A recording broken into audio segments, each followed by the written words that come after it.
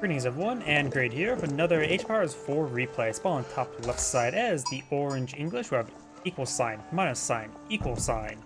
Spawn on bottom right side as the Ottomans, we have mYi ZertoN. Or ZertoN. I wonder if there's some sort of like clan thing with the capital N at the end. I see that's with a couple other players. Either way, now let's cover each player's economic benefits. The English. They, of course, have very powerful farms, as well, just probably very powerful farms in the feudal age. They can be improved by a nearby mill to increase collection rate better than deer. The farms themselves are incredibly cheap, 37 wood. Over here, the Ottomans do have one main economic benefit. It is a vizier to get increased gold collection, as well as some 8 sheeple. Think about 8 sheeple. Additionally, their military school is a form of economic benefit. In other words, they don't have to take time to process and refine the resources into units. So they get their economic benefits directly on the field. They also do have some good trade. We've got the twin minaret meaderies being employed on the field. Up here, we've got the council hall as well. Twin minaret meaderies does, of course, provide for growing berry bushes to grow with. They also get collected 50% faster. As opposed up here, the council hall, which is just an archery range that provides access to archery ranges. Very handy indeed. So it saves you about 300 wood.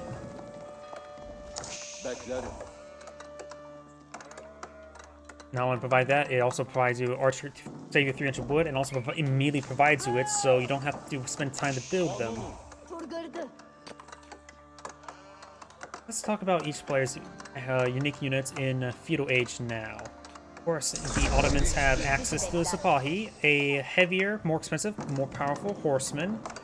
And the English have access to the longbowmen and, of course, the vanguard man-at-arms, as well as the early man-at-arms.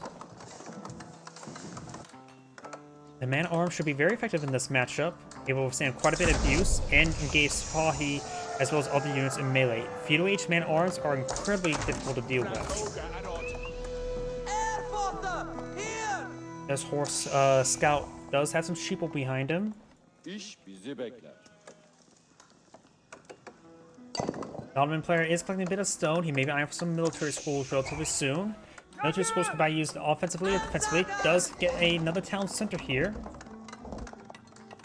If he's eyeing for eco, he still should get the military schools out as quickly as he can, because they'll allow you to build yourself a defense force over time. Does a good job at dispersing these deer right there, making it very difficult to collect them up.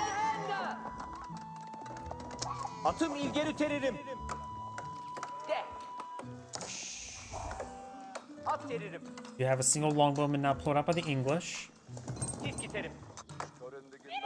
First military school now being employed on out as well. He doesn't have enough stone for a second military school. It looks like both sides are just eyeing for a bit of eco. The first mill and farms going up, they do of course have 20% faster collection rate. The base collection rate is 0.75. Deer in comparison is like 0.181 or 83. In other words, the mill in this age and the farms for the English do collect faster than deer. The forest puppers, I like to call them. Locksmith going up, this will help them provide some more free military units. Right now they're at a spearmint. Does cancel spearmint, going for the Sipahi. Does take about 1 minute 40 seconds to blow out the Sipahi.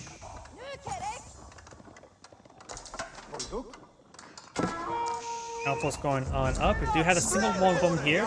Will be intercepted. Does try to throw some palings there. Unsuccessful. We also have now the wheelbarrow being researched by the English. The Ottoman only has the wood upgrade, so does the English. And now the Meter, Sipahi, and Scout on opposite way forward. I think that Meter was from the Vizier. Let's get him selected. Yep, that was from the Vizier, the Meter drums. We got a handful of spearmen here. And we'll get a good hit there on the Sipahi. The English has to put these spearmen in aboard these guys wary. The Ottoman player is not going for survival techniques.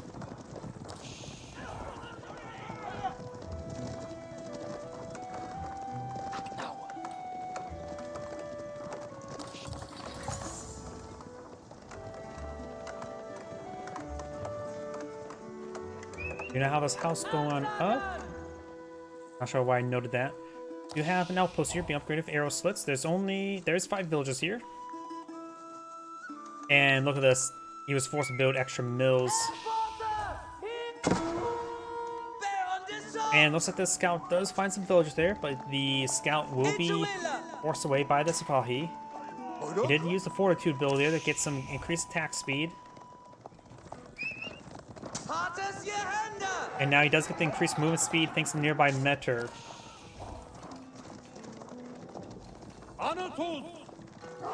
Got the Mahid Imperial Army now being pulled on the field, which will provide him some free siege weapons. Azalak Dago supporting the English spearmen. And now betrayed them. Poor Dago.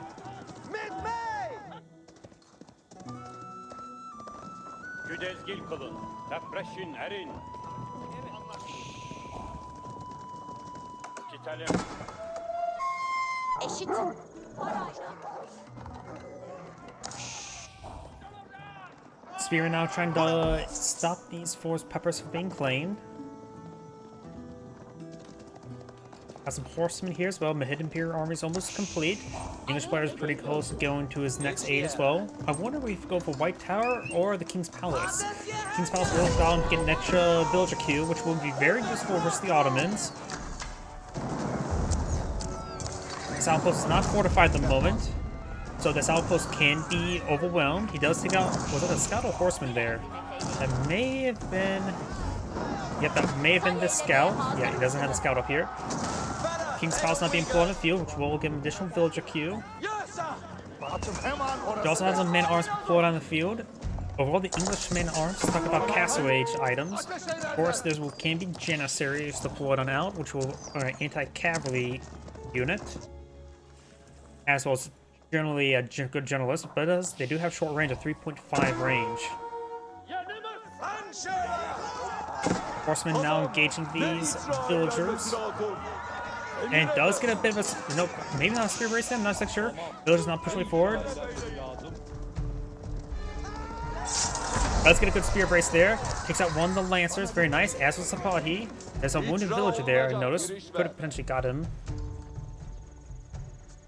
And other things as well. Let's see, we mentioned the Janissaries versus the English. They do, of course, get some the armor-clad research for their man-at-arms. Give them +2/+2 armor, making it so their man-at-arms will simply just be superior to the Ottoman man-at-arms. However, the Metter can give them 2 melee armor themselves, so they could be on equal footing. Does take out that lancer as well. Good snipes there with these spearmen. And these lancers are expensive. They're 240 resources in total.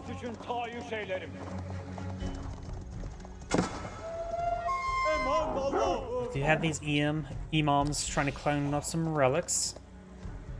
Looks like 2 of them will be picked on up. Zalak Dago getting some bites. He's demanding head pats, and they're just ignoring him. They should really stop ignoring him. Especially this guy. And that villager does go down. That also does give Orange the benefit of the villager kill as well. So first villager has died to a wolf.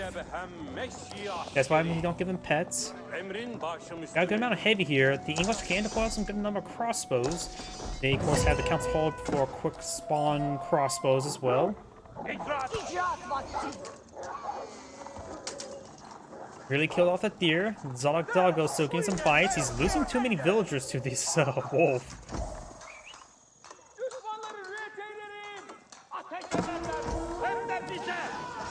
I do have the EM getting some hits there. Orange claimed the relic. There's 2 relics picked up by Blue, or Cyan. He may not have a monastery. No, he does have a mosque. I was thinking it may have been the Vizier to EMs, which he actually did get. We have now the free Maganel flowing field. These Sapahi may find a possible engagement through those walls. The Exotic Doggo getting some bites. And look at... Oh!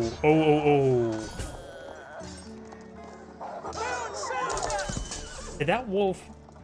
Him being attacked by that wolf so many times, did it provide a different sound effect? He lost all these villagers. His 18 villagers down. Oof. And the English player has additional villager queue. This is really not good for Cyan. I think that single wolf, constantly biting, constantly providing that notification, may mask the knight's attack notification there. Oof. That is a big loss. He's now down by 25 villagers. Magano finds a decent hit there on the knights. These knights charging forward. There's some relatively juicy villages here. They don't have textiles either. It finds that one wounded village as well. While the villagers starting to go down, this knight's starting to break on through. Orange playing up some sacred sites. Cyan does have 3 relics. Orange has 2, so there is a slight advantage there for Cyan. But of course, the sacred sites being captured by Orange, that will be negated. English player right now has no real gold stored up.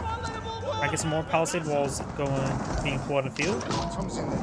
Magano finds a decent hit there onto the outpost. The palisade wall gate now going on up. He has a good number of spearmen for defense, but there's still a good number of man-arms here. Knights, Orange Knight will go down there. This Knight, Orange kills over 20 villagers. Cyan's only killed 2. Well, I should say 19, and scored 1 for the Exotic Doggo. And, oh, those villagers are not trying to get inside the town center, which resulted in another villager down.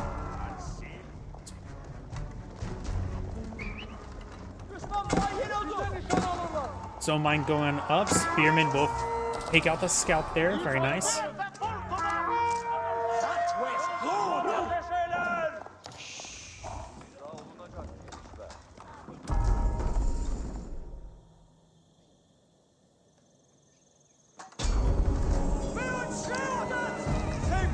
Does go down there.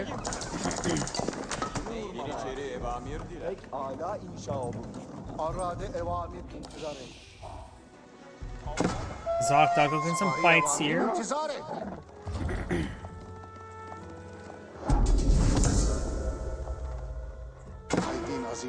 Crossbows may get hit here. Missed opportunity for both sides. Imam does go down. The 6 sites not being captured by anybody. Got a good number of research being pulled up by Cyan. English player doesn't have much food at the moment. It's not eyeing for another age up. Nor is the Ottoman player. Both have a good reserve of gold.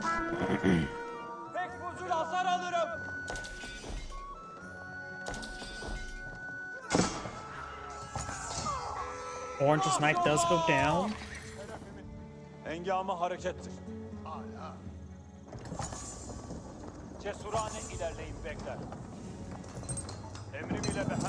And we got all this gold being cleaned up. He does have this other gold mine here. Slightly touched. Crossbows do find an engagement angle on some of these villagers. They do fall back, however. Orange now advancing forward. Magano finds a small hit there.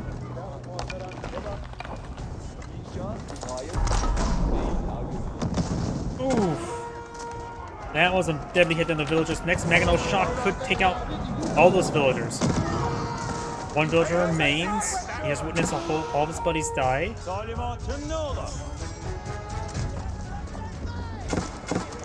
Lancer does go down there. Orange is still in a great position. Orange also has a superior, larger military force in the field, has superior quality. Though Cyan doesn't have a pretty good quality force. Military Academy is planning to pull out some more Sipahi. Doesn't have a metra for this group. May want to get a metra or 2. More Mangonels wouldn't hurt. His opponent has a lot of spearmen, crossbowmen. They are vulnerable to Mangonel rocks. Does get a good hit there. Got good number of man-arms here. Cyan should be able to win out. Got good number of Janissaries here to provide some good fire support. It should provide excellent damage for these spearmen. The English player only has pierce damage, has no pierce armor resource, but Janissaries would do really good damage. Next house just been researched by Orange. Now I got the network of Citadels being researched. Knights go on down. That may have been Vizier pulling out those Janissaries. His force did get split up there. Maganel finds a good volley there on those forces. Got a good number of crossbows here to support out Orange's force. And most of the opponent's force is heavy. There were some commanders, but they have all died. There's some Sabahi, which are not heavy. Sign Banner is up 24, trying to go for Science Maganel, but does get annihilated by the backline Janissaries. He still has 8 of them, and pulling out another 2. Maganel will go down. Sabahi now push away forward. Seeing some fire from those crossbows.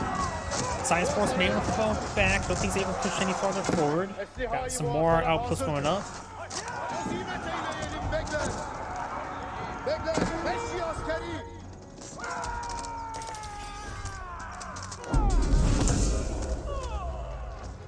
Now I can reclaim these berries. Oh, I've been meaning to do this. My apologies. I suppose this point in time, that's more important. You can see here, 32 versus 31, but there is a significantly higher food collection. Because that's a lot of farms. And since in Castaways they get 25% faster collection rate. And some of the Ottoman units are collecting up berries, which are collected slower. These villagers are not been retaxed on this berry bush either. Those berry bushes do also have less capacity as well. These villagers can get inside this outpost there. Does potentially capture the sacred site for Orange. That would be a full sacred site capture for Orange. And there goes Asapahi. Sign needs to play on defensive. Let's have a good squadron of Janissaries here. You may want to take time to repair up that outpost as well.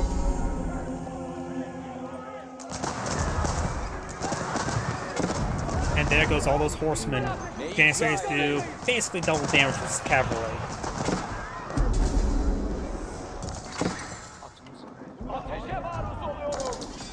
In other words, they have higher DPS against cavalry than Imperial Age cannoneers. Second side victories are now approaching. Palisade Gate or Palisade Wall does go down. Sign does have a smaller force in the field. Green Orange also has a larger, higher quality force. We got a good number of man-at-arms here. The English man-at-arms do not have their hack armor being researched. Level 1's being researched now. They do have armored clad.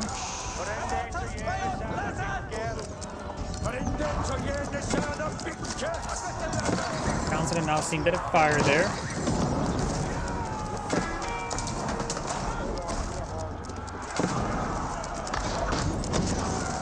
Janissaries now push way forward, getting some good damage on these forces.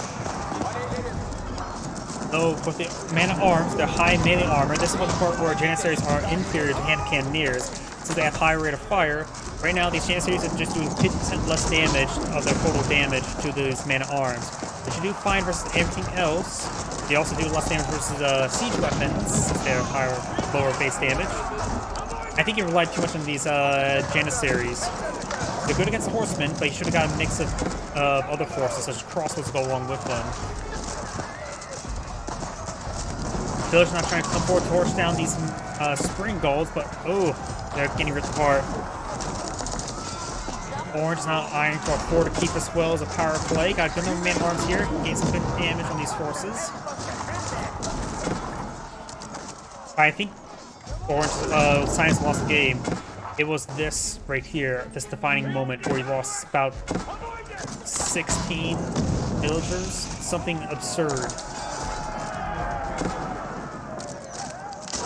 And now I got the Berkshire Castle being pulled on the front line as well. Nope, being pulled on the sidelines.